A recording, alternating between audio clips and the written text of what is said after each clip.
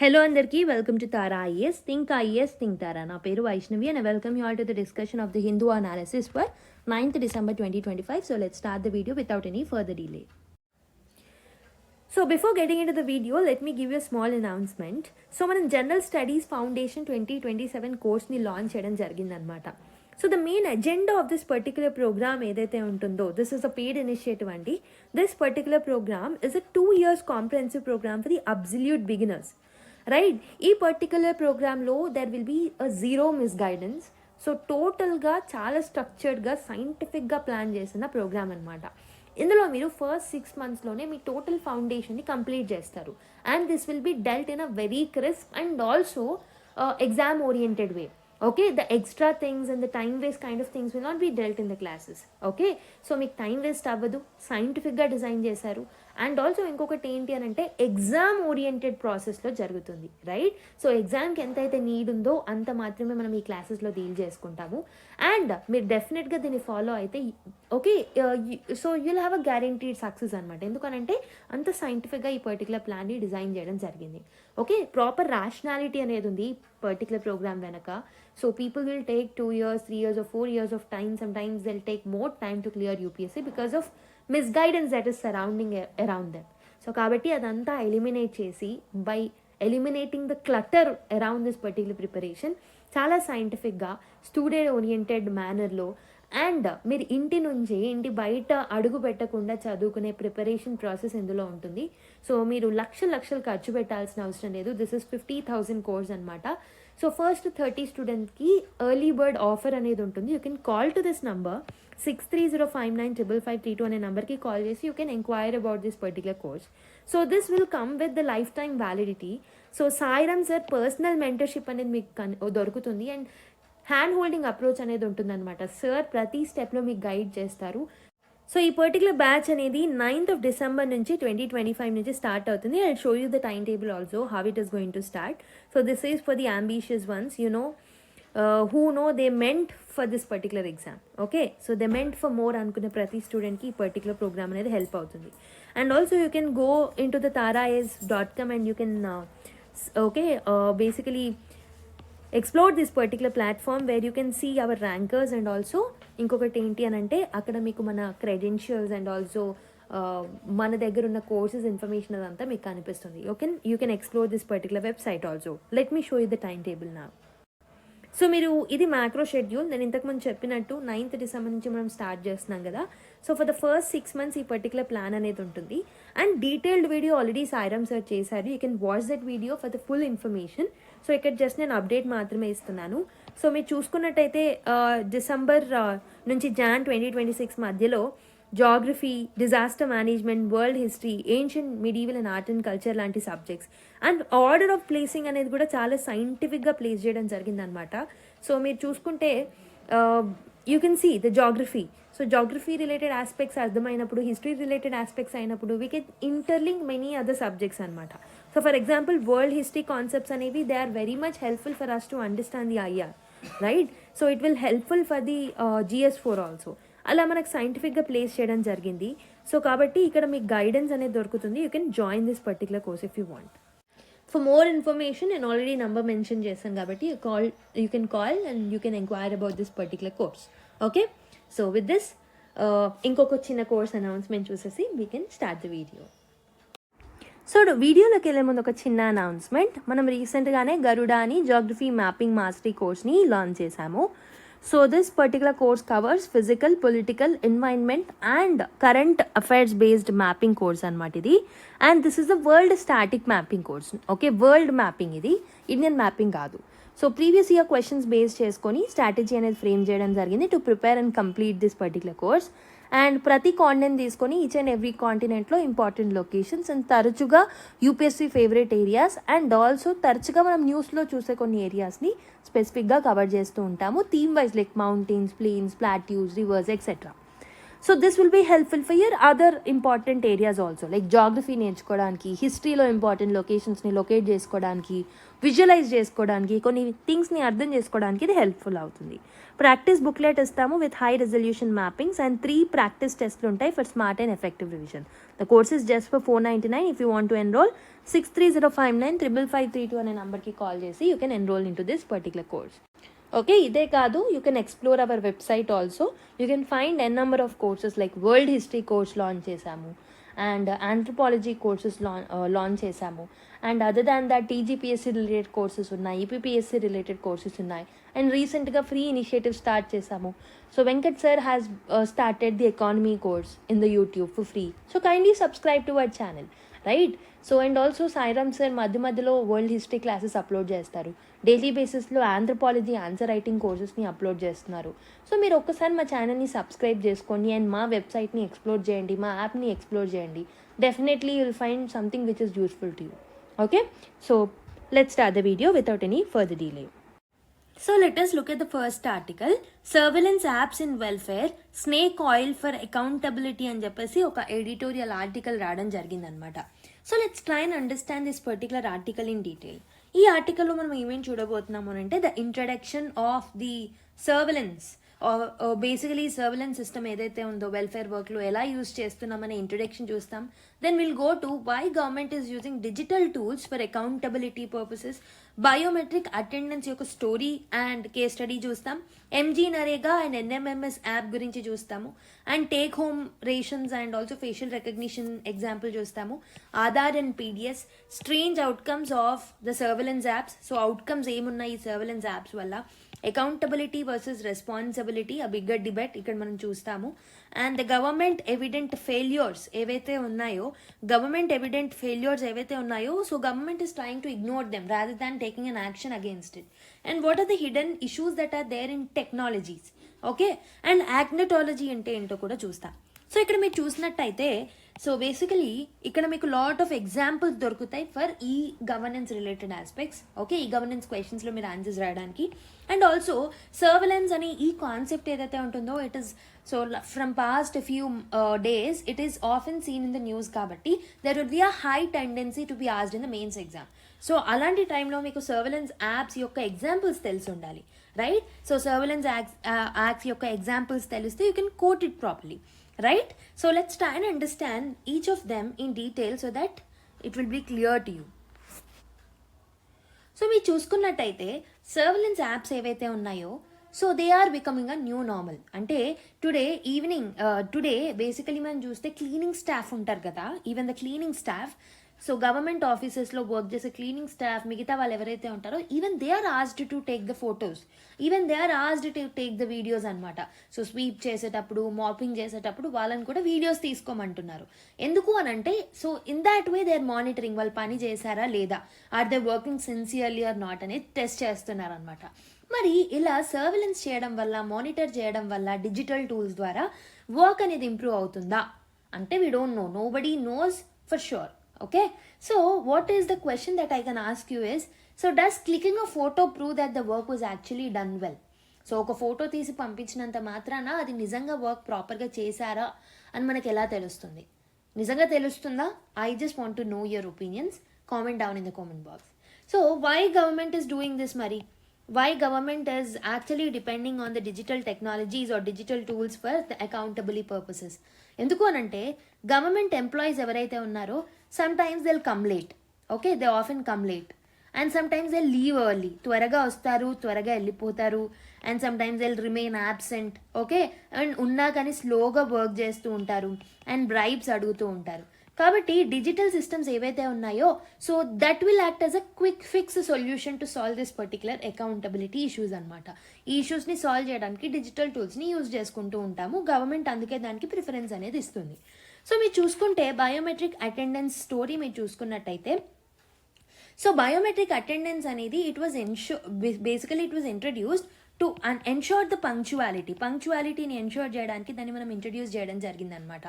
Okay, so if not punched on time, salary అనేది cut చేసేవాళ్ళు, penalty ఇచ్చేవాళ్ళు. అంటే so if they are not coming on time or if they are not giving attendance properly వాళ్ళకి salary cut చేయడం, penalties వేయడం లాంటివి వేసేవారు అనమాట. For example there is example that is given in this particular article, Khunti block from Jharkhand అనమాట.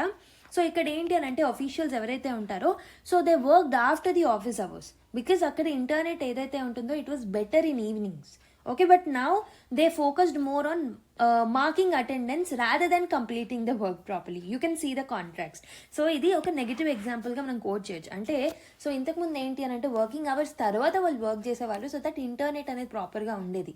So working hours తర్వాత, but now attendance వల్ల, biometric attendance వల్ల వాళ్ళు ఖచ్చితంగా వర్కింగ్ అవర్స్లో వెళ్ళాల్సి వస్తుంది, which makes their work unproductive. Okay, that is a problem anamata. And there is another example that is given in this article. So an RCT in Rajasthan. Okay, so basically biometric technology or ilantidi. So Rajasthan lo nurses meeda చూపించినప్పుడు వాళ్ళు ఏమైంది అని అంటే short term లో వాళ్ళ attendance అనేది improve అయింది.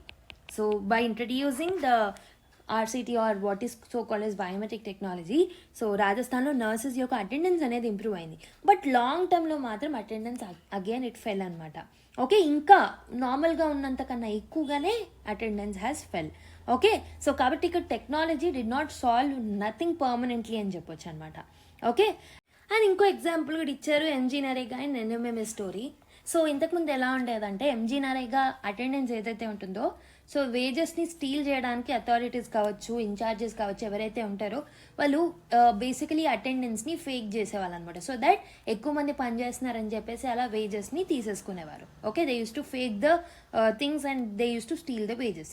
So money was shown as paid to the workers, but వాళ్ళు నిజానికి ఆ మనీని వర్కర్స్కి పే చేయలేదు. అందుకు గాను ఈ ప్రాబ్లమ్ని సాల్వ్ చేయడానికి ఎన్ఎంఎంఎస్ యాప్ని ఇంట్రడ్యూస్ చేశారు. సో ఏంటి అని అంటే they need to upload 2 photos daily at the work site. Okay, so that it will solve a problem. It is sounding great, but ఏమైంది అని అంటే workers may come just for photos. కొంతమంది workers just photos దిగి వెళ్ళిపోవడానికి వచ్చేవాళ్ళు అనమాట, actual work చేసేవాళ్ళు కాదనమాట. అంటే కరప్షన్ అనేది it has innovated faster. So random photos or photos of photos were uploaded, అంటే మళ్ళీ అవే ఫొటోస్ అప్లోడ్ చేయడం, ఏదైనా ర్యాండమ్ వర్క్ సైట్లో ఫొటోస్ తీసి అప్లోడ్ చేయడం లాంటివి చేసేవాళ్ళు అనమాట.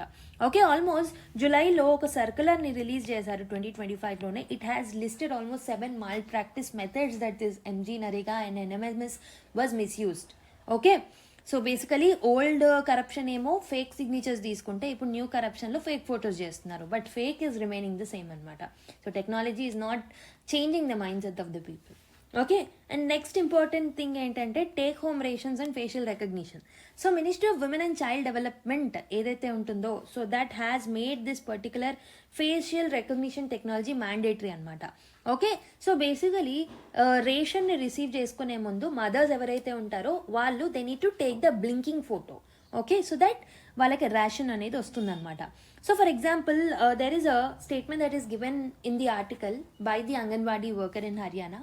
సో దట్ పర్టికులర్ వర్కర్ ఏం చెప్తున్నారు అని అంటే those who want to cheat will continue అని చెప్తున్నారు with respect to this facial recognition technology. తన ఒపీనియన్ అలా చెప్తున్నారు అనమాట. అంటే సో అక్కడ కూడా ఫేక్ చేసే అవకాశాలు అనేవి చాలా ఎక్కువగా ఉన్నాయన్నమాట. ఓకే, అండ్ ఈ టెక్నాలజీ వల్ల కొంతమంది జెన్యూన్ బెనిఫిషరీస్ కూడా నష్టపోయే ఛాన్సెస్ అనేవి ఉంటాయి ఒక్కొక్కసారి. ఓకే, అండ్ ఇంకొకటి ఏంటంటే Aadhaar and PDS distribution.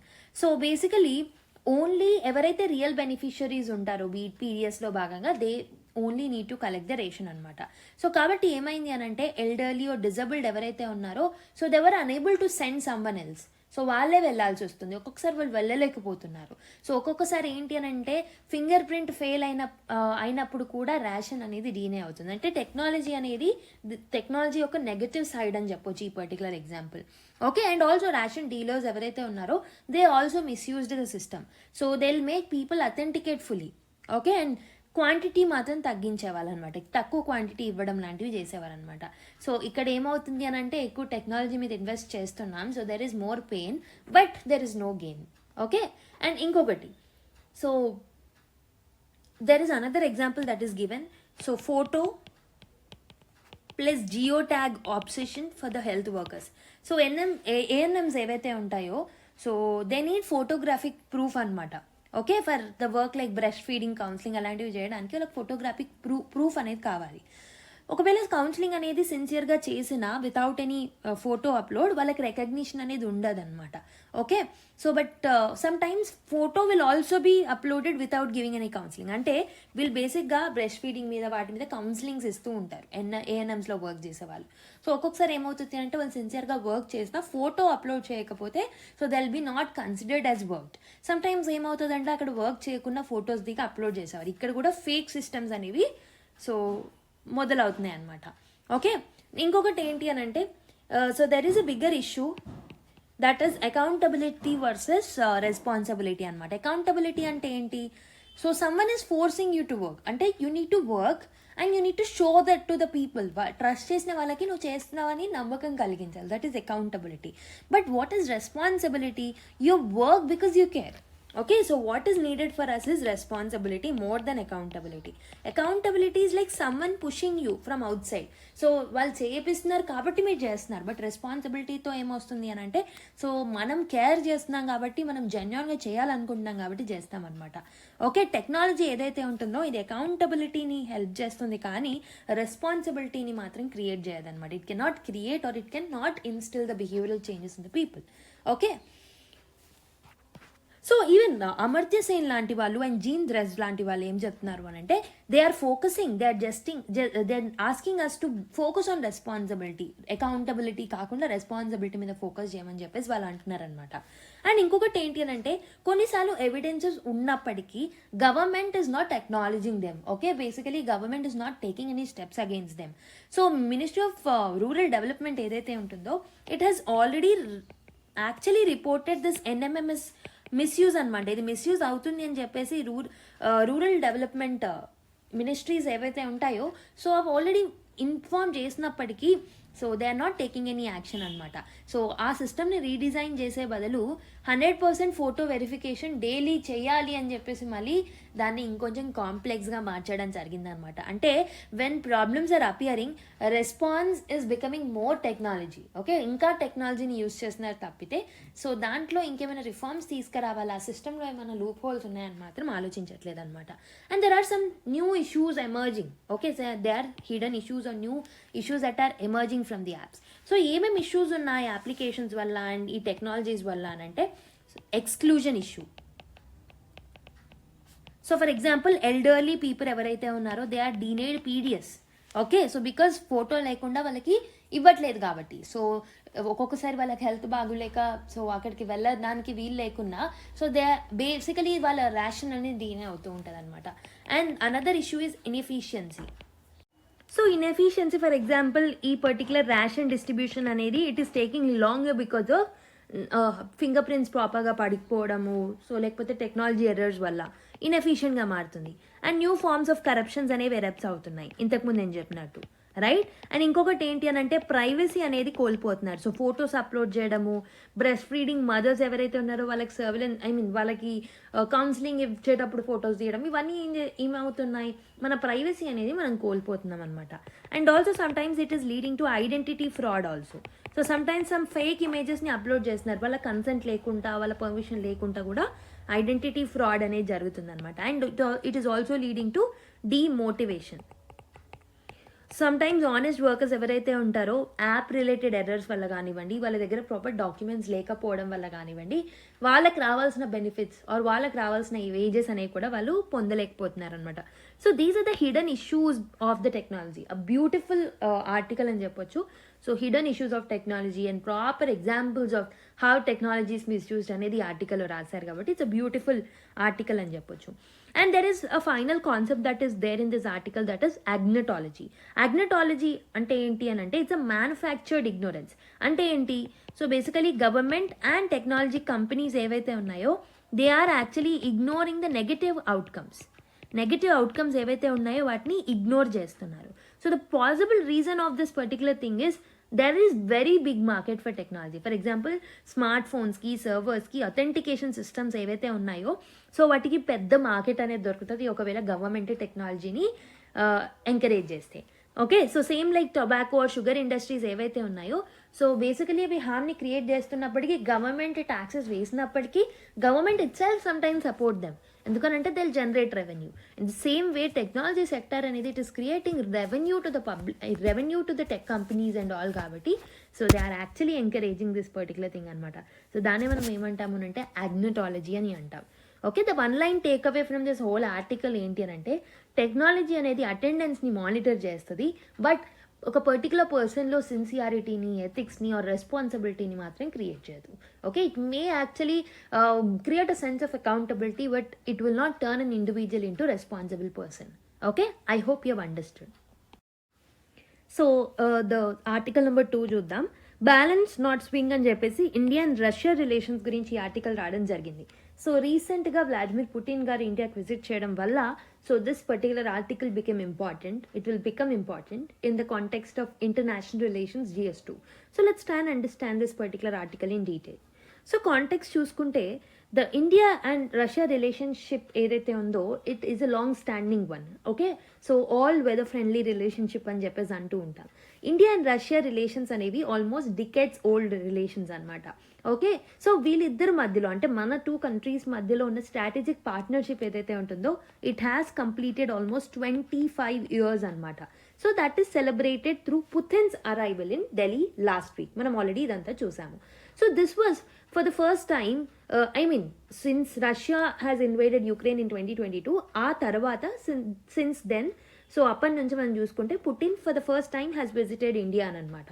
Okay, so basically when ఈ పర్టికులర్ ఇష్యూస్ ఈ పర్టికులర్ సిచ్యువేషన్లో మనం రష్యాకి తోడుంటున్నామని, రష్యా నుంచి ఆయిల్ ఇంపోర్ట్ చేసుకుంటున్నామని శాంక్షన్స్ వేసిన సమయంలో, యుఎస్ వచ్చి శాంక్షన్స్ వేసిన సమయంలో ఈ పర్టికులర్ బ్యాక్గ్రౌండ్లో పుటిన్ ఇండియాకి విజిట్ చేయడం అనేది it's like a strategic tightrope for India.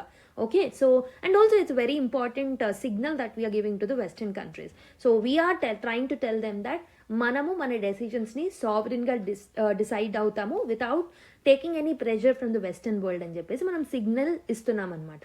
Okay, and ఇంకొకటి ఏంటి అని అంటే ఐసీసీ ఏదైతే ఉంటుందో it has even issued an arrest warrant against Putin recent టైమ్స్లో. And recently Russia has rejected the US proposal. US ఇచ్చిన ప్రపోజల్ ఏదైతే ఉంటుందో for the peace plan of Ukraine, so changes లేకుండానే మళ్ళీ రష్యాకి పంపించడం జరిగింది. దాన్ని రష్యా రిజెక్ట్ కూడా చేయడం జరిగింది అనమాట. So this has intensified attacks on Ukraine. Okay, so now so this is the context. I hope you have understood the context. అసలు ఎందుకు డిస్కస్ చేస్తున్నాము అంటే సో పుతిన్ గారు మన ఇండియాకి విజిట్ చేశారు and 25 years of strategic relationships or పార్ట్నర్షిప్ని మనం సెలబ్రేట్ చేసుకున్నాం. అండ్ ఇంకొకటి ఏంటి అంటే why Putin matters, why did Putin visit basically India అని అంటే what is the significance of visit అని అంటే inviting him now was not a routine gesture, it was a message. So it is like a signal that we wanted to give them. Okay, so this is like a message that India want to convey to the Western world.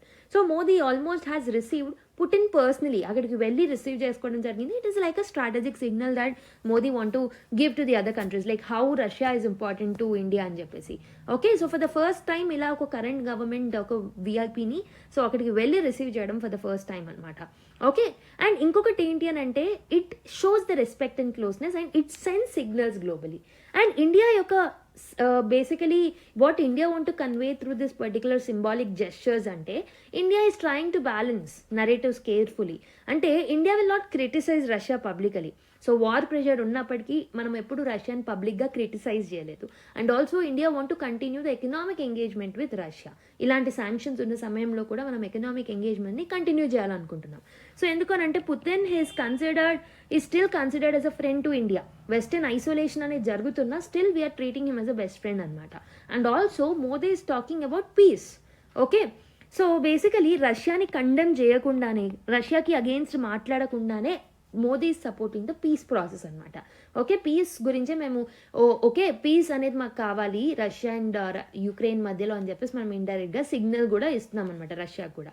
Okay, and also మన మీద oil trade యొక్క sanctions వేసిన, tariffs వేసిన USA, India is exploring the new trade routes and mechanisms with the Russia. So this is how we are trying to improvise our relations with the Russia despite of the pressure from the Western countries. Okay, మరి what are the economic outcomes of this particular recent meet అని అంటే so instead of big defence or nuclear deals మనం ఏ వాటికి shift అయ్యాము అని అంటే practical economic cooperation వైపు షిఫ్ట్ అవ్వడం జరిగింది. ఒకటి వచ్చేసి లేబర్ మొబిలిటీ అగ్రిమెంట్ని తీసుకొచ్చాం. ఈ అగ్రిమెంట్ ద్వారా ఏంటి అని అంటే ఎవరైతే ఇండియన్ వర్కర్స్ ఎవరైతే ఉన్నారో so they will get and they'll be allowed to get access of the Russian job market. So that is first important thing. Second important thing is we have signed an MOU for the joint urea plant in Russia.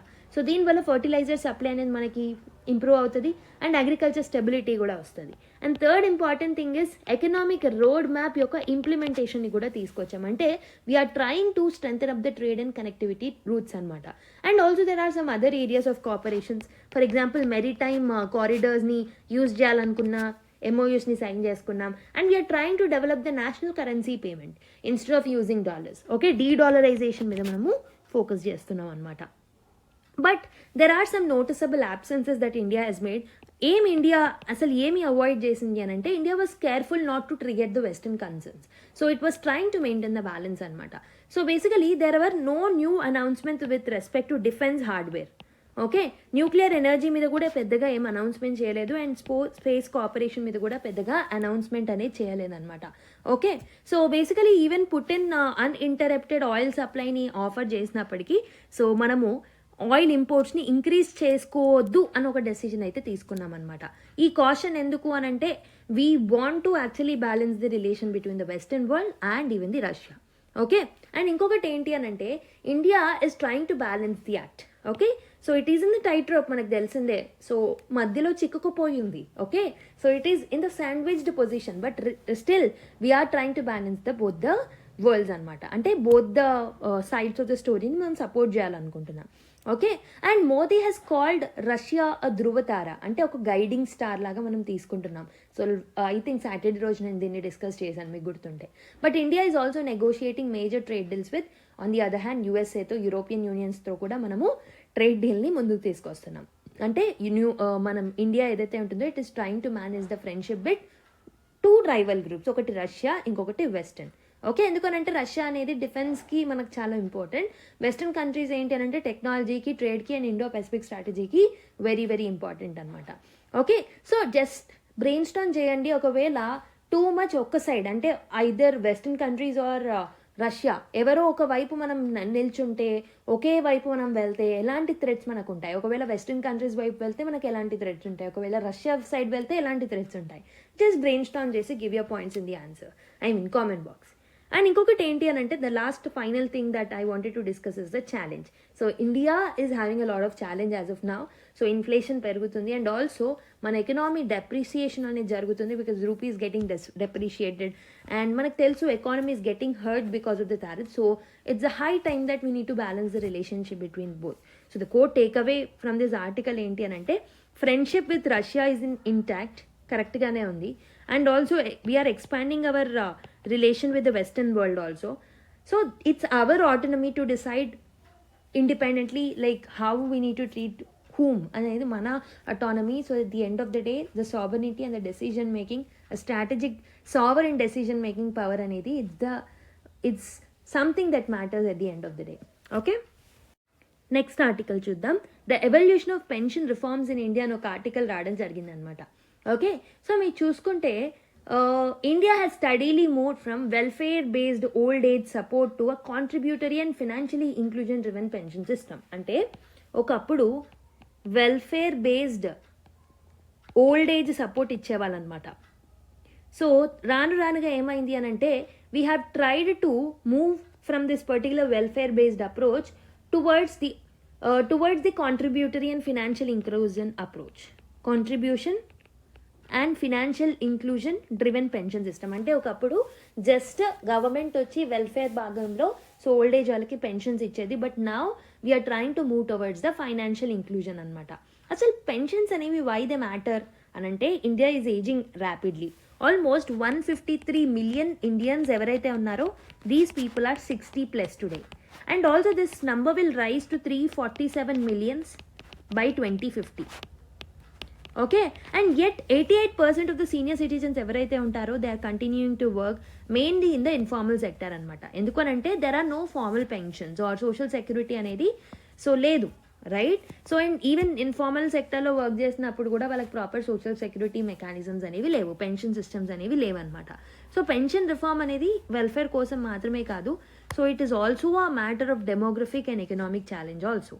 Okay, so first phase చూసుకుంటే the evolution of pension reforms గురించి చూస్తున్నాం, right? Step by step previous నుంచి ఇప్పటి వరకు ఎలా evolve అవుతూ వచ్చింది pension system అనేది, it's the matter of this particular article. So what is the first phase? First phase ఏదైతే ఉంటుందో this is the welfare model అనమాట. అంటే it was non contributory and social assistance అనేది ఉండేది. For example, there are few example that are given. IGNOAPS 1995. So this is Indira Gandhi national old age pension scheme అనమాట. So this was introduced in 1995.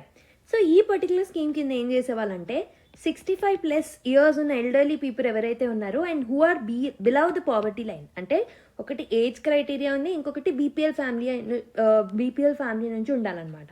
వీళ్ళకి ఏం చేస్తారు అంటే direct and regular income support అనేది ఇస్తారనమాట. అంటే వీళ్ళకి రెగ్యులర్గా ఇన్కమ్ సపోర్ట్ పెన్షన్ రూపంలో ఇస్తారనమాట.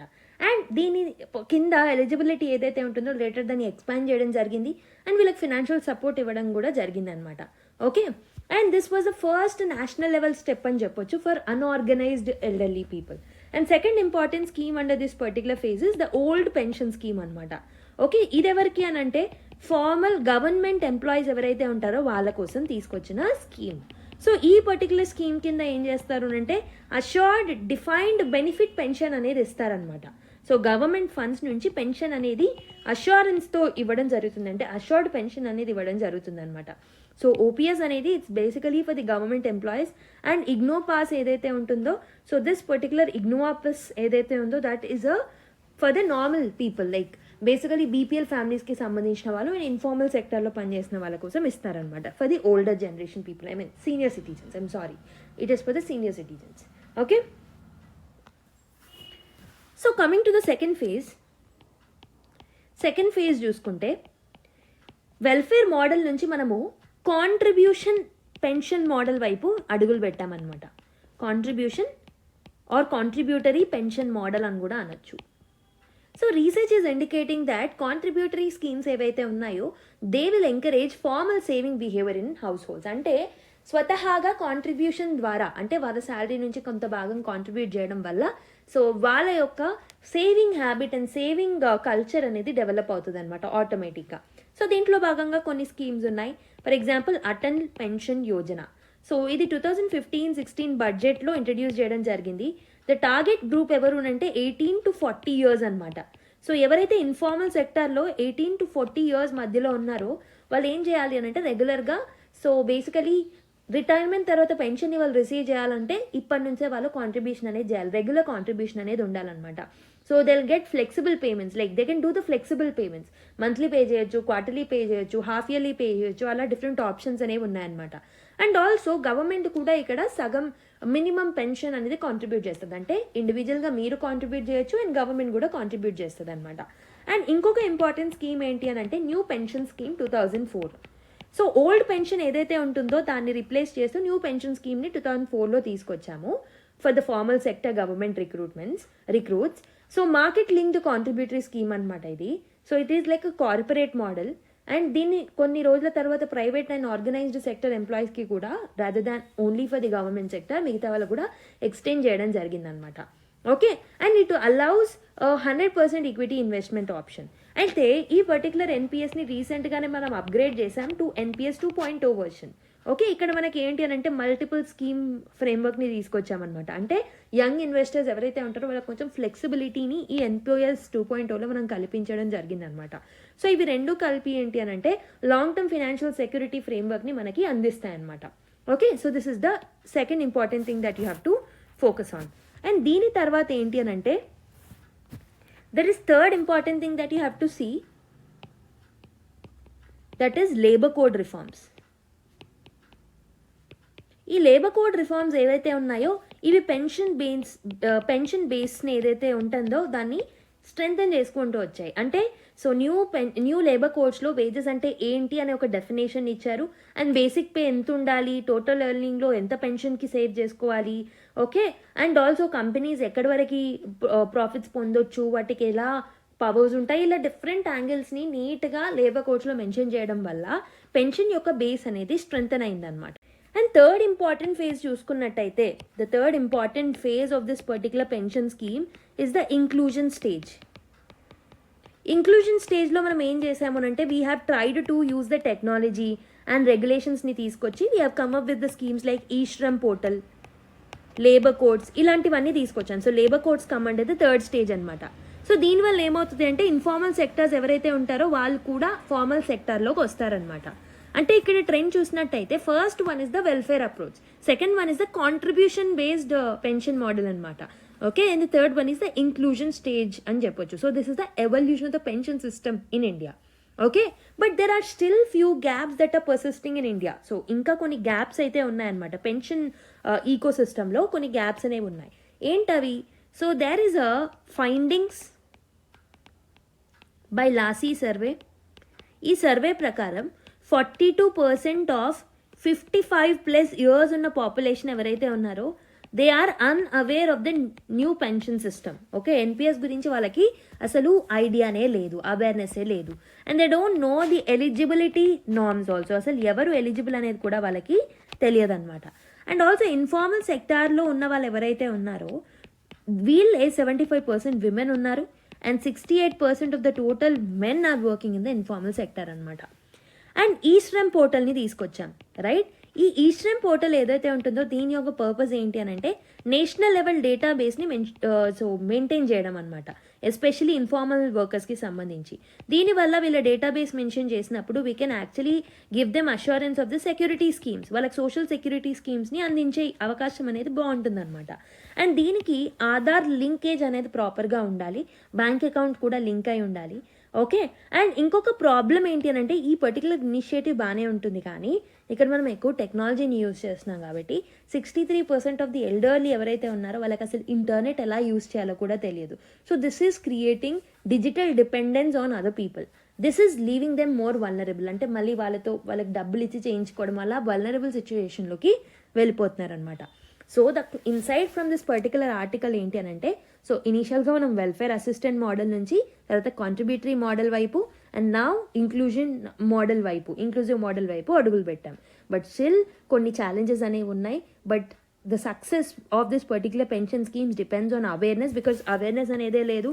And most of the time digital divide అనేది ఉంది. సో డిజిటల్ యాక్సెసిబిలిటీ అనేది పెంచాలి, డిజిటల్ లిటరసీ అనేది కూడా పెంచాలి, ఎస్పెషలీ సీనియర్ సిటిజన్స్లో. అప్పుడు మనము దీని యొక్క ఫుల్ బెనిఫిట్స్ని మంచిగా పొందొచ్చు అనమాట. Next article, swap app mandates for digital literacy అని చెప్పేసి ఒక ఆర్టికల్ రావడం జరిగింది. ఓకే, రీసెంట్ టైమ్స్లో ఇండియా ఏదైతే ఉందో it has seen the rise in the trends of the cyber frauds and identity theft అనేది కూడా జరుగుతుంది. డిజిటల్ ఫినాన్షియల్ స్కామ్స్ అనేవి కూడా పెరిగాయి. వీటన్నిటిని కర్బ్ చేయడానికి గవర్నమెంట్ ఏం చేసింది అని అంటే సో రీసెంట్ టైమ్స్లో సంచార్ సారథి యాప్ ఏదైతే ఉంటుందో దాన్ని ప్రీ ఇన్స్టాల్ చేయమని చెప్పింది. మనం ఆల్రెడీ లాస్ట్ ఫ్యూ క్లాసెస్ నుంచి చూస్తూనే ఉన్నాం. సో ఎవరైతే స్మార్ట్ ఫోన్స్ తీసుకుంటున్నారో పోస్ట్ March 31st of 2026 వాళ్ళ మొబైల్స్లో ఖచ్చితంగా సంచార్ సారథి యాప్ అనేది ప్రీ ఇన్స్టాల్ చేసి ఉండాలి అని చెప్పేసి సో ఒక డైరెక్టివ్ అనేది ఇవ్వడం జరిగిందనమాట. But this has got and actually captured and gain the attention from the criticisers అనమాట. ఎందుకనంటే చాలామంది క్రిటిసైజ్ చేశారు, because this will increase the surveillance of the people. Okay, పీపుల్ని ఇండైరెక్ట్గా మీరు సర్వేలెన్స్ చేయాలనుకుంటున్నారు, మానిటర్ చేయాలనుకుంటున్నారు అన్నట్టు సో గవర్నమెంట్ని బ్లేమ్ చేయడం జరిగింది. బట్ గవర్నమెంట్ ఏం చెప్పింది అని అంటే మేము ఈ స్కీమ్ అనౌన్స్మెంట్ చేసిన తర్వాతే so lakhs of people already ఈ పర్టికులర్ యాప్ని ఇన్స్టాల్ చేసుకుని ఉన్నారు. So there is no need of this particular order అని చెప్పేసి కర్బ్ చేయడం జరిగిందనమాట.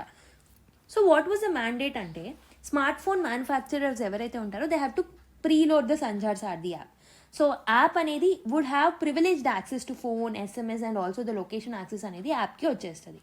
సో బేసికలీ యూజర్స్ ఎవరైతే అంటే మన లాంటి వాళ్ళు ఎవరైతే మొబైల్ యూజర్స్ ఉంటామో సో ఇప్పుడు ఏం చేస్తాము అని అంటే once we actually receive the new mobile already దాంట్లో ప్రీ ఇన్స్టాల్ అయి ఉంటుంది, మన కన్సెంట్ లేకుండానే మన నేమ్, మన అడ్రసెస్, మన ప్రైవసీ డీటెయిల్స్ అన్నీ సో గవర్నమెంట్కి తెలిసిపోతాయి అనమాట. అండ్ ఆల్సో దాన్ని మనం అన్ఇన్స్టాల్ చేయలేము, డిజబుల్ చేయలేము, దాంట్లో ఇన్ఫర్మేషన్ ఏదైతే పెడతామో దాన్ని కూడా మనం రిమూవ్ చేయలేకపోతాం అనమాట. సో ఇలా ప్రాబ్లమాటిక్గా ఉండే ఛాన్సెస్ అనేవి ఉండే ఒకవేళ దాన్ని ఇంప్లిమెంట్ చేసి ఉంటే. Okay, and why is it so problematic అని అంటే so this might have led to mass surveillance అయ్యే అవకాశాలు అనేవి ఉంటాయి. సో ఒక గవర్నమెంట్ మ్యాండేటెడ్ యాప్ కాబట్టి so as it is running in the background in our mobile phone మన యొక్క యాక్సెస్ ఆఫ్ ఇన్ఫర్మేషన్, మన యొక్క ఇన్ఫర్మేషన్ యొక్క యాక్సెస్ అనేది వాళ్ళకి ఇండైరెక్ట్గా వెళ్ళేదన్నమాట. ఓకే, సో మాస్ సర్వేలెన్స్ అనేది జరిగేది that would actually violate the right of privacy of us. Okay, and second important thing ఏంటి అని అంటే it also violates supreme court principles on privacy. For example KS Puttaswamy కేసులో ఏం చెప్పింది supreme court, right to privacy అనేది it's basically the fundamental right under article 21, that is fundamental right of లైఫ్లో ఇది ఒక ఇంపార్టెంట్ ఆస్పెక్ట్ అని చెప్పేసి చెప్పడం జరిగింది. సో దాన్ని కూడా వైలేట్ చేసిన వాళ్ళం అయ్యి ఉండేవాళ్ళం అనమాట. ఓకే, కాబట్టి ప్రతి ఒక్క యాక్షన్ ఏదైతే గవర్నమెంట్ తీసుకుంటుందో which is against the privacy అది లీగల్గా ఉండాలి, నెసెసిటీ అయితేనే దాన్ని ఇంప్లిమెంట్ చేయాలి అండ్ ప్రపోర్షనల్గా ఉండాలన్నమాట. దానివల్ల వచ్చే సొల్యూషన్ అండ్ మనం తీసుకునే యాక్షన్ ప్రపోర్షనల్గా ఉంటేనే దాన్ని ఇంప్లిమెంట్ చేయాలన్నమాట. ఓకే, అండ్ ఈ స్కామ్స్ ఏవైతే ఉంటాయో the reason that they have introduced is because of the rise in the cyber frauds. So కాబట్టి ఈ సైబర్ ఫ్రాడ్స్ని ట్యాకిల్ చేయడానికి ఎస్ఎంఎస్ని, పోర్టల్స్ని, యూఎస్ఎస్డిని ఇలా డిఫరెంట్ ఆప్షన్స్ని వాడుకోవచ్చు. ఇదే తీసుకురావాల్సిన అవసరం అయితే లేదనమాట. Okay, and third important thing is cyber security risk అనేది ఉంటుంది. సో ఒకవేళ if one state controlled system or app అనేది కాంప్రమైజ్ అవుతే సో అటాకర్స్ ఎవరైతే ఉంటారో they will definitely gain access to millions of devices. ఒకవేళ ఈ యాప్ అనేది హ్యాక్ అయితే దీంట్లో మన ఇండియాకి సంబంధించిన ప్రతి ఒక్కరి ఇన్ఫర్మేషన్ ఉంటుంది కాబట్టి it will lead to more digital risk అనమాట. And also fourth important thing ఏంటి అని అంటే so behaviour is the real weakness.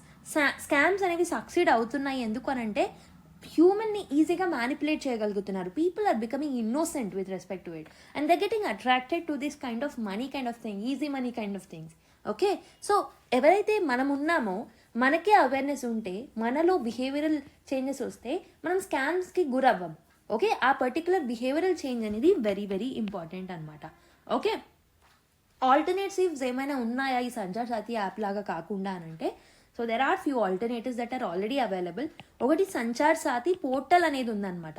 So stolen phones ఏవైతే ఉంటాయో వాటిని బ్లాక్ చేసేస్తుంది once we complaint. Okay, IMEI నంబర్స్ని ట్రేస్ చేసి దాన్ని బట్టి బేసికలీ స్టోలెన్ ఫోన్స్ ఏవైతే ఉంటాయో వాటిని బ్లాక్ చేసి పెట్టేస్తారు. And also telecom regulatory authority of India DND app అనేది ఉంది. ఇది కూడా సిమిలర్ వర్క్ అనేది చేస్తుంది అనమాట. అండ్ 1909 అనే నంబర్ ఆర్ కోడ్ని యూజ్ చేసుకొని we can report the spams also. And RBI is also coming up with the campaigns, right? RBI కెహతా హై అనే ఒక క్యాంపెయిన్ ఉంది, ఈ బాత్ అనే ఒక క్యాంపెయిన్ ఉంది. అండ్ స్టేట్ లెవెల్లో ఫర్ ఎగ్జాంపుల్ తెలంగాణలో state campaigning is there that is called as fraud కా ఫుల్ స్టాప్ అనే ఇంపార్టెంట్ ఇనిషియేటివ్ ఉంది. అండ్ ఛత్తీస్గఢ్లో కూడా అవేర్నెస్ వ్యాన్స్ అనేవి తిరుగుతూ ఉంటాయి. They will create awareness. So this is in the Chhattisgarh. Okay, and also తమిళనాడులో మీరు చూసుకుంటే పోలీస్ బ్యాంక్ డ్రైవ్స్ అనేవి జరుగుతూ ఉంటాయి. ఇలా స్టేట్ లెవెల్లో అండ్ సెంట్రల్ లెవెల్లో లాట్ ఆఫ్ ఇనిషియేటివ్స్ ఆల్రెడీ తీసుకున్నాం with respect to surveillance and also to protect against the cyber frauds. So this shows that decentralised education అనేది works better than a big mandatory app. ఇక్కడ state level initiatives and awareness programmes అనేవి they'll work better అని చెప్పేసి ఈ ఆర్టికల్లో చెప్తున్నారనమాట. So దీంతో పాటు డిజిటల్ లిటరసీ అనేది లాంగ్ టర్మ్ సొల్యూషన్ అనమాట. సో బిహేవియరల్ స్టడీస్ ఏం చెప్తున్నాయి అని అంటే జెనరిక్ టిప్స్ ఏవైతే ఉంటాయో, జెనరిక్ చేంజెస్ ఏవైతే ఉంటాయో they will not help. Okay, so కాబట్టి మనం ఏం చేయాలి అని అంటే లాంగ్ టర్మ్ సొల్యూషన్స్ని తీసుకురావాలి. So there are 3 pillars that are mentioned in this particular article by Vasudevan Muktan garu. So what are those 3 pillars in order to tackle this issue అని అంటే పిల్లర్ నెంబర్ 1 ఏంటి అని అంటే telecom and financial institutions are the pillar number 1. వీళ్ళు ఏం చేయాలి అని అంటే they need to have a capability of detecting the frauds, disrupting the frauds, ఆ ప్యాటర్న్స్ని ఆటోమేటికలీ డిస్రప్ట్ చేయాల్సిన అవసరం అయితే ఉంటుంది.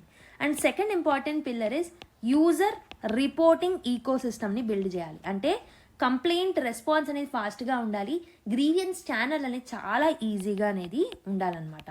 And also third important thing is public digital education is very very important. Digital literacy is very very important step అని చెప్పొచ్చు. Continuous awareness అనేది ఉండాలి through local mediums and all so that people will be awared. Okay, so ఇలాంటి అప్రోచ్తో ముందుకు వస్తే it would be great help for the tackling of the cyber frauds anamata. Okay, I hope you have understood this article. Next article chuddam. What are the concerns over the draft ISI bill 2025 అని చెప్పేసి ఒక article రాయడం జరిగింది. What is the context of this article? Ministry of Statistics and the program implementation ministry ఏదైతే ఉందో so this has released a draft Indian Statistical Institute bill for 2025. So ఈ particular bill ఏదైతే ఉంటుందో it aims to repeal the Indian statistical institution act of 1959.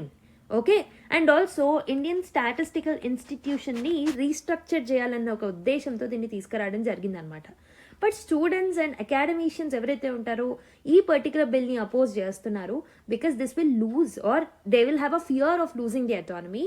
Central control అనేది ఎక్సెస్గా మారుతుంది and research అనేది corporatise అయ్యే అవకాశాలు అనేవి ఉన్నాయి అని చెప్పేసి వాళ్ళు అపోజ్ చేస్తున్నారనమాట. So why was the new bill proposed? So government ఇచ్చిన రేషనల్ ఏంటి అంటే, సో రీజన్ ఏంటి అని అంటే, so to modernise this particular institution called as Indian statistical institution and also దాంట్లో ఉన్న గవర్నెన్స్ని స్ట్రెంథన్ అప్ చేసి అకాడమిక్ ప్రోగ్రామ్స్ని ఎక్స్పాండ్ చేయాలన్న ఉద్దేశంతో ఇంట్రడ్యూస్ చేశామని చెప్పేసి అంటున్నారు. And also they have a vision to make ఐఎస్ఐని ఒక గ్లోబలీ కాంపిటేటివ్ ఇన్స్టిట్యూషన్గా తీర్చిదిద్దాలనుకుంటున్నారు in near 100 years by 2031. Okay, so basically multiple review committees ichina recommendations, especially the latest important committee named Mashelkar committee. Remember this particular point, it has recommended to bring these particular reforms anamata. So first of all, Indian Statistical Institution edaithe untundo, why it is so significant? So first of all, this was founded in 1931 anamata by PC Mahalanobis. Okay, and he declared the Institute of National Importance in 1959. 1959లో ఈ particular ఇన్స్టిట్యూషన్ని institute of national ఇంపార్టెన్స్గా declare చేయడం జరిగిందనమాట. Okay, so institute of national importance అంటే ఏంటి అని అంటే they will have a power to grant licences. Okay, so basically ఒక్కొక్కసారి యూనివర్సిటీ స్టేటస్ అనేది వాళ్ళకు ఉంటుంది, డిగ్రీస్ని అలాట్ చేసే అవకాశాలు ఉంటాయి, ఇలా డిఫరెంట్ పవర్స్ అనేవి వాళ్ళకు ఉంటాయి అనమాట.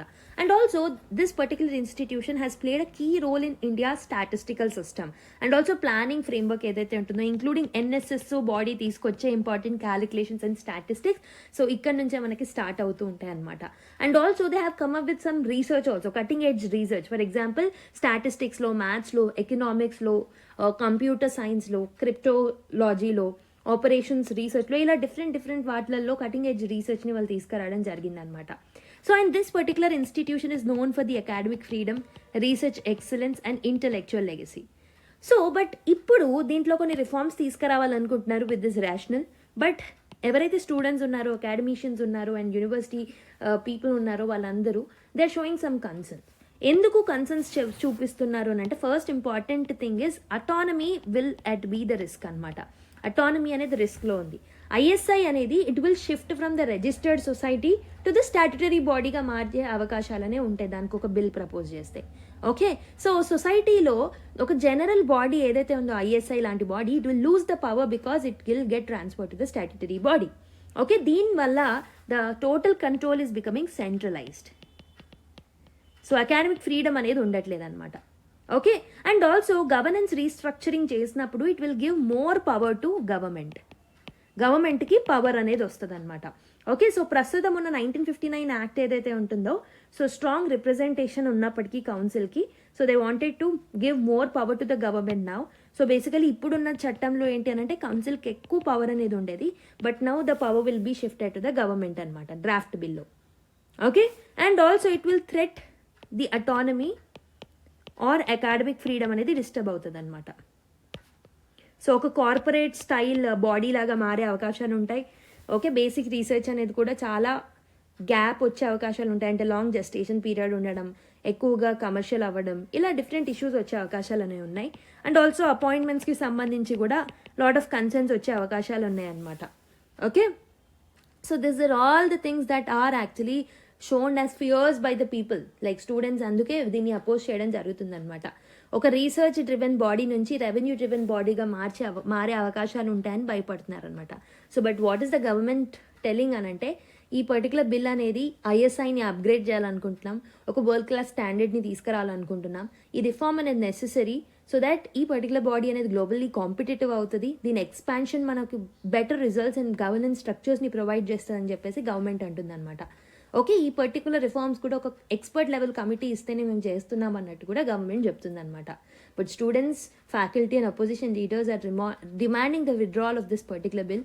ఇది is getting tabled in the Parliament. So దీని మీద ఎక్కువ డిబేట్స్ అయ్యే అవకాశాలు ఉంటాయి. And again you'll see the articles in the next few days again. Okay, next article, new US security strategy aligns with our vision, says the Kremlin. Okay, so ఈ article ఏంటి అనేది చూద్దాం. So the US has released new national security strategy అనమాట Friday రోజు.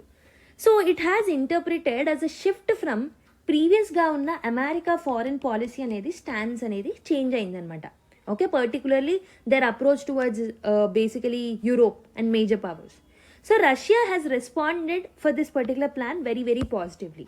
So stating that ఈ new approach అనేది it will align with its own geopolitical vision అని చెప్పేసి రష్యా అనడం జరిగిందనమాట. అసలు ఏంటి, what is this new US national security strategy? So ఏం హైలైట్స్ ఉన్నాయనంటే ఈ పర్టికులర్ ఆర్టికల్లో, so this will actually criticise European allies అనమాట. ఎందుకనంటే యూరోపియన్ కంట్రీస్ ఏవైతే ఉన్నాయో దే ఆల్వేస్ ఓవర్ రెగ్యులేట్, వాళ్ళ దగ్గర కాన్ఫిడెన్స్ లేదు, సివిలైజేషనల్ ఎరేజర్కి కారణం మీరే అన్నట్టు, డ్యూ టు ఇమిగ్రేషన్ మీరే కారణం అని చెప్పేసి వాళ్ళని బ్లేమ్ చేయడం జరిగింది. And also it states that US will prevent any one power from dominating globally. ఒక పర్టికులర్ పవర్ అనేది డామినేట్ అవ్వకుండా ఉండే చూసుకునే బాధ్యత యుఎస్ది. Okay, but it is not at the cost of heavy American involvement everywhere. ప్రతి దగ్గర అమెరికా అనేది ఇన్వాల్వ్ అవ్వదు అని చెప్పేసి అన్నారు. And third important thing is it suggest more selective engagements మీద మేము ప్రయారిటైజ్ చేస్తాము. Will reduce the willingness to bear the cost of whatever happens. So basically blood and treasure మీద మేము ఫోకస్ చేయము. Will curb the influence of that powers of America on other countries అన్నట్టు చెప్పారనమాట. So this particular things indicates that వాళ్ళ ఒక interventionist approach ఏదైతే ఉంటుందో దానికి అగేన్స్ట్గా ఈ particular new US security strategy అనేది ఉందన్నమాట. So why Russia is welcoming this change అని అంటే, యుఎస్ పాలసీ చేంజెస్ అనేవి largely consistent with Moscow's vision. So చాలా పాలసీస్ అనేవి రష్యాకి ఏదైతే కావాలో అలానే ఉన్నాయన్నమాట. ఓకే, సో నా ప్రస్తుతం ట్రంప్ అడ్మినిస్ట్రేషన్ ఏదైతే ఉంటుందో it is different from the previous governments అన్నట్టు కూడా రష్యా వాళ్ళు అంటున్నారనమాట. ఓకే, సో దీనివల్ల యుఎస్ యొక్క యాక్టివిజం అనేది తగ్గిపోతుంది యూరోప్లో. ఓకే, దానివల్ల రష్యాకి అడ్వాంటేజ్ అనేది ఉంటుంది. సో డైరెక్ట్ యుఎస్ ఇన్వాల్వ్మెంట్ అనేది నేటో అఫైర్స్ మీద, యుక్రెయిన్ మీద, వీటన్నిటి మీద లేకపోవడం వల్ల Russia will gain an advantage. దీనివల్ల పవర్ ఈక్వేషన్స్ అన్ని బ్యాలెన్స్ అవుతాయి అన్నట్టు. So Russia is supporting this particular issue అనమాట. Okay, I hope you have understood. Next article, parliament to take up debate on electoral reforms this week అని చెప్పేసి ఒక article రావడం జరిగింది. సో పార్లమెంట్ కొన్ని ఇంపార్టెంట్ ఇష్యూస్ మీద డిబేట్ చేయబోతుంది. ఒకటి ఎలక్టోరల్ రిఫార్మ్స్, ఇంకొకటి 150 years of Vande Mataram dispute గురించి మాట్లాడబోతుంది అనమాట. So what is the occasion? That is 150th anniversary of Vande Bharat. సో దాని గురించి హౌసెస్ ఆఫ్ ద పార్లమెంట్లో ఈ వీక్ డిస్కస్ చేయబోతున్నారు. అండ్ కమింగ్ డేస్లో మనకు చాలా ఆర్టికల్స్ రాబోతున్నాయి, because debates will actually trigger to come up with more articles in news paper. Okay, so let's discuss this particular aspect in coming classes in more detail. Okay, just an update idi. And before getting into the next article, let me tell you who wrote this. Like, let me ask you a question. Who wrote Vande Mataram? Why is it so significant? ఏ నావెల్లో దీన్ని mention చేశారు, ఎవరు దీని ట్యూన్ని ఎవరు కట్టారు? Okay, so the background context is very very important, because ఇక్కడ మనకి controversy కదా, దాని బేస్డ్ క్వశ్చన్స్ ఎలా అడుగుతారో మనకు తెలియాలి. ఎవరు రాశారు? Who wrote this? దీన్ని ట్యూనింగ్ ఎవరు చేశారు? ఓకే, ఏ నావెల్లో దీన్ని మెన్షన్ చేశారు? And this is first sung by whom? Sung during what particular issue? ఏ సెషన్లో? Let me give you clue. ఒక ఐఎన్సీ సెషన్లో దీన్ని పాడడం జరిగింది. ఏ సెషన్లో పాడారు? Okay, and also basically 150 years అయింది కాబట్టి దాని యొక్క అవేర్నెస్ అనేది very very important for both prelims and mains also. Okay, next article, Rajnath unveils border infrastructure projects అని చెప్పేసి ఒక ఆర్టికల్ రావడం జరిగిందనమాట. సో ఒక 125 BRO ప్రాజెక్ట్స్ని అన్వీల్ చేయడం జరిగిందనమాట డిఫెన్స్ మినిస్టర్ రాజ్నాథ్ సింగ్ గారు. Okay, so this is largest ever number dedicated in a single event అని చెప్పొచ్చు. The total cost that took place for this event is 5,000 crore rupees. I'm sorry. So almost Ladakh, Jammu and Kashmir, Arunachal Pradesh, Mizoram, Himachal Pradesh, Uttarakhand, Sikkim, Rajasthan and west Bengal ఏరియాస్లో వీటన్నిటిని open చేయడం జరిగిందనమాట. దీంట్లో ఒక 28 roads, bridges, key infrastructure అసెట్స్ని వీటన్నిటిని తీసుకొచ్చారనమాట. All weather connectivity కోసం దీన్ని తీసుకురావడం జరిగింది. సో దీనివల్ల ట్రూప్ మూవ్మెంట్ ప్రాపర్గా ఉంటుంది. So especially near the LAC and also rapid deployment అనేది బూస్ట్ అవుతుంది అనమాట. వింటర్ సీజన్లో this particular thing is very very crucial. National security architecture అనేది స్ట్రెంథన్ అవుతుంది దీనివల్ల. ఓకే, దీనివల్ల ఎకనామిక్ బెనిఫిట్స్ కూడా ఉంటాయి. సో లాజిస్టిక్స్ అనేవి ఇంప్రూవ్ అవుతాయి, ఫ్లో అనేది ఇంప్రూవ్ అవుతుంది. అండ్ ఆల్సో సప్లై ఫ్లో అనేది ఇంప్రూవ్ అవుతుంది, టూరిజం ఇంప్రూవ్ అవుతుంది, ట్రేడ్ ఇంప్రూవ్ అవుతుంది, ఎంప్లాయ్మెంట్ జనరేషన్ అనేది జరుగుతుంది లోకల్స్కి, అండ్ ఆల్సో స్టేట్ ఇంటిగ్రేషన్ అనేది కూడా ప్రాపర్గా ఇంప్రూవ్ అవుతుంది. దీంట్లో సమ్ కల్చరల్ ఎలిమెంట్స్ కూడా ఉన్నాయి. So for example they have inaugurated Galwan war memorial. ఈ పర్టికులర్ మెమోరియల్ ద్వారా they want to honour the bravery of the fallen soldiers. Okay, and also indigenous class 70 modular బ్రిడ్జెస్ని కూడా తీసుకొచ్చారు, which showcases the defence manufacturing capability. And narrative of Viksit Bharat, Atmanirbhar Bharat, ఇవన్నీ కూడా they link with this particular border infrastructure. Most of them are done by us కాబట్టి. Okay, so and also so they have increased the allocation, డిఫెన్స్కి allocation అనేది increase చేస్తూ వస్తున్నారు ఈ particular గవర్నమెంట్లో. So this will show that the security infrastructure and the strengthening of security infrastructure is making us more strengthened with respect to the internal security అని చెప్పేసి మనం చెప్పొచ్చు. అండ్ బార్డర్ సెక్యూరిటీలో మనం స్ట్రెంగ్తెన్ అవుతున్నాం because of this initiatives. Okay, next article, national intelligence grid gains traction as central agencies police call for information అని చెప్పేసి ఒక article రాయడం జరిగింది. First of all not grid అంటే ఏంటి? నాట్ గ్రిడ్ అనేది ఒక ఇంటిగ్రేటెడ్ ఇంటెలిజెన్స్ ప్లాట్ఫామ్ అనమాట. సో దీని ద్వారా ఏం చేస్తాము అంటే this particular not grid will allow central and state security agencies ఏవైతే ఉంటాయో real time government and private డేటాని యాక్సెస్ చేసుకోవడానికి పర్టికులర్ నాట్ గ్రిడ్ అనేది హెల్ప్ చేస్తుంది. సో దీన్ని 2023 నుంచే మనము బేసికలీ రియల్ టైంలో మనం తీసుకురావడం జరిగింది. అంటే 2023లోంచే ఇది ఆపరేషనల్గా ఉంది. ఎస్పెషలీ 26/11 అటాక్స్ 2009లో జరిగిన తర్వాత దీని డిస్కషన్స్ మొదలయ్యి ఫైనల్గా it became operational in 2023. So monthly usage ఎంత అని అంటే నాట్ గ్రిడ్లో ఆల్మోస్ట్ 45,000 రిక్వెస్ట్ వస్తాయి పర్ మంత్. ఎవరికి యాక్సెసిబుల్గా ఉంటుంది అని అంటే ఇనీషియల్గా ఒక 10 సెంట్రల్ ఏజెన్సీస్కే దీన్ని రెస్ట్రిక్ట్ చేశారు. But now it has increased to the superintendent of police, అంటే SP level officers and state police కూడా దీంట్లో ఉన్న ఇన్ఫర్మేషన్ యూజ్ చేసుకోవచ్చు. కీ ఏజెన్సీస్ ఏంటి అని అంటే ఎన్ఫోర్స్మెంట్ డైరెక్టరేట్ కావచ్చు, national investigation agency, okay, research and analysis wing, intelligence bureau, financial intelligence unit and DRI, ఇలాంటివన్నీ యూజ్ చేసుకోవచ్చు అనమాట. ఎలాంటి డేటా యాక్సెసిబుల్గా ఉంటుంది? So agencies can pull data which are related to Aadhaar records, driving licence data, airline passengers data, bank records, social media accounts, telecom and financial trials, ఇవన్నీ డేటాని వాళ్ళు access చేసుకోవచ్చు అనమాట. వై నాట్ గ్రిడ్ అంటే 26/11 అటాక్స్ జరిగిన తర్వాత మల్టిపుల్ ఏజెన్సీస్ ఏవైతే ఉన్నాయో వాళ్ళ దగ్గర ఇన్ఫర్మేషన్ కోఆర్డినేషన్ ప్రాపర్గా లేదు. సో కాబట్టి నాట్ గ్రిడ్ అనే ఒక సెంట్రల్ ప్లాట్ఫామ్ తీసుకురావడం వల్ల ఈ సైలోస్ ఆఫ్ ఇన్ఫర్మేషన్ ఏదైతే ఉంటుందో it will be under one head now. Okay, so delays లేకుండా ప్రాపర్గా ఉంటుందన్నమాట. So this will be intensified in 2024. PM-led DGP conference రాయ్పూర్లో ఏదైతే జరిగిందో అక్కడ ఈ 2024లో దీన్ని ఇంటెన్సిఫై చేయడం జరిగిందనమాట. సో దీనివల్ల వచ్చే అడ్వాంటేజెస్ ఏంటి అని అంటే రియల్ టైమ్ డేటా అనేది యాక్సెసిబుల్గా ఉంటుంది. So that fast anti terror operations and criminal investigation అనేది పాసిబుల్ అవుతుంది. It will help in reducing the dependence on multiple request. Okay, multiple platforms లేకుండా ఒక సింగిల్ విండో ప్లాట్ఫామ్ వల్ల టైం అనేది సేవ్ అవుతుంది. And this will aid the cyber crime and మిగతా వాటిని trace చేయడంలో హెల్ప్ అవుతుంది. And it will support the proactive intelligence. Okay, and it will strengthen the national security architecture also. But కొన్ని challenges అనేవి ఉన్నాయి.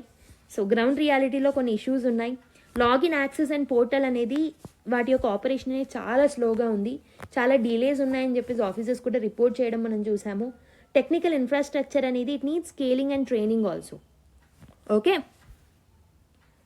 And recent ఏంటి అని అంటే రీసెంట్గా 2019 తర్వాత అమిత్ షా గారు ఈ పర్టికులర్ ప్రాజెక్ట్ని రీవైటలైజ్ చేశారు.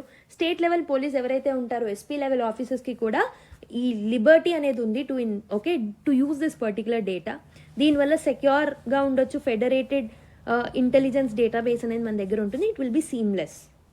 ఓకే, అండ్ ఇప్పుడు పెరుగుతున్న సైబర్ థ్రెట్స్కి కూడా ఈ పర్టికులర్ థింగ్ అనేది మనకు హెల్ప్ అవుతుంది to basically trace the things and all.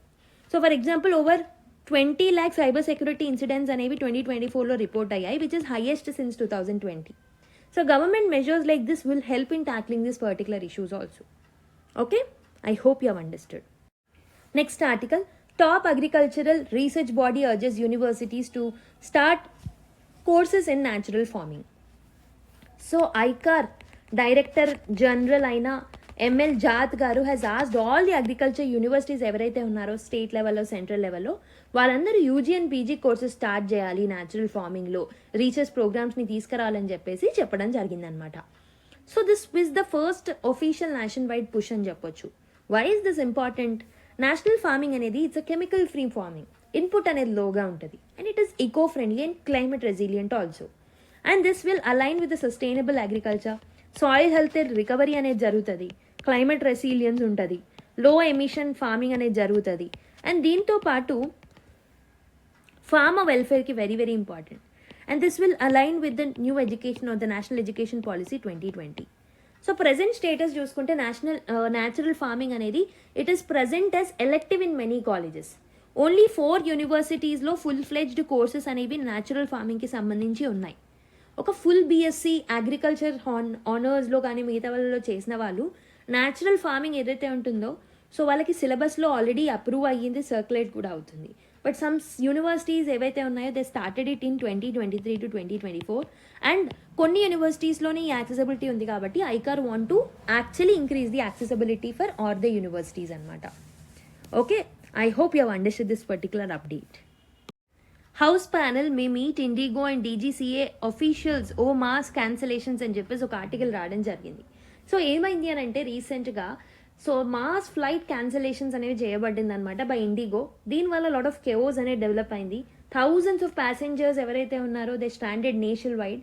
Okay, so parliamentary standing committee on transport, tourism and culture which is chaired by Sanjay Jha garu is likely to summon IndiGo, DGCA, civil aviation ministry officials అనమాట. Okay, so multiple MPs demanded accountability. So దానివల్ల ఈ enquiry అనేది trigger అయిందనమాట. So అసలు ఇలాంటి issue అనేది ఎందుకు rise అయింది? So this particular issue is linked to new flight duty time limitation, FDTL rules ఏవైతే ఉన్నాయో దీనికి సంబంధించిన ఇష్యూ అనమాట. ఎఫ్డిటిఎల్ రిఫార్మ్స్ ఏవైతే ఉన్నాయో so this aims to reduce the pilot ఫెటిగ్ని తగ్గించాలన్న ఒక ఉద్దేశంతో దీన్ని తీసుకొచ్చారు. అండ్ ఏవియేషన్ సేఫ్టీని కూడా ఇంప్రూవ్ చేయాలనుకుంటున్నారు through this particular FDTL. And the new rule ఏంటి అని అంటే వీక్లీ రెస్ట్ అనేది it has increased for the pilots from 36 hours to 48 hours అనమాట. ఓకే, అండ్ ఈ పర్టికులర్ థింగ్ అనేవి రూల్స్ అనేవి July 1st నుంచి ఒక ఫేజ్ అనమాట దీని ఇంప్లిమెంటేషన్. అండ్ November నుంచి ఇంకొన్ని రిఫార్మ్స్ కూడా ఇంప్లిమెంట్ చేయబోతున్నారు అనమాట. So the parliament panel is going to focus on 2-pronged probe. ఒకటి వచ్చేసి why IndiGo did not hire more pilots, ఎందుకు ఎక్కువ మంది పైలట్స్ని హైర్ చేసుకోలేదు. So prior notice of FDTL ఇచ్చినప్పటికీ ఎందుకు బేసికలీ మోర్ పైలట్స్ని హైర్ చేసుకోలేదు. This is the first question. And whether DGCA ఏదైతే ఉంటుందో సో స్టేక్ హోల్డర్స్ని ప్రాపర్గా కన్సల్ట్ అయిందా లేదా ఈ పర్టికులర్ రూల్స్ని ఇంప్లిమెంట్ చేసేటప్పుడు. ఈ 2 క్వశ్చన్స్ని హౌస్ ప్యానల్ అనేది సో మీట్ అయ్యి డిస్కస్ చేయబోతుంది అనమాట. Okay, so I hope you have understood this particular article. Now let us look at the last article. It is essential to nurture inheritance and pass it on to the future generations అని చెప్పేసి ఒక article రావడం జరిగింది. So external affairs minister S Jaishankar garu he addressed the opening of 20th UNESCO intergovernmental committee session for safeguarding of intangible cultural heritage. ఇది ఎక్కడ జరిగింది అని అంటే this particular event has taken place in Red Fort, New Delhi between December 8th నుంచి 18th వరకు అనమాట. ఈ particular దాంట్లో ఆయన ఏం మాట్లాడారు అంటే he highlighted that the significance of intangible cultural heritage ఎంత ఉంది అని మాట్లాడడం జరిగిందనమాట. So he told that multipolarity అనేది రైజ్ అవుతుంది కాబట్టి డీపర్ మల్టీలాటరలిజం అనేది వెరీ వెరీ ఇంపార్టెంట్. చాలా మల్టీపోలార్ అవుతుంది కాబట్టి వరల్డ్ అనేది కోఆపరేషన్ అనేది ఇంపార్టెంట్, మ్యూచువల్ రెస్పెక్ట్ అనేది ఇంపార్టెంట్, కల్చర్స్ని అర్థం చేసుకోవడం అనేది ఇంపార్టెంట్. సో కల్చర్ అనేది it is like a shared global asset అని చెప్పేసి అంటున్నారు. అంటే prosperity and peace of any country will depend on cultural exchange. Okay, respect for the civilisation అని చెప్పేసి అంటున్నారు.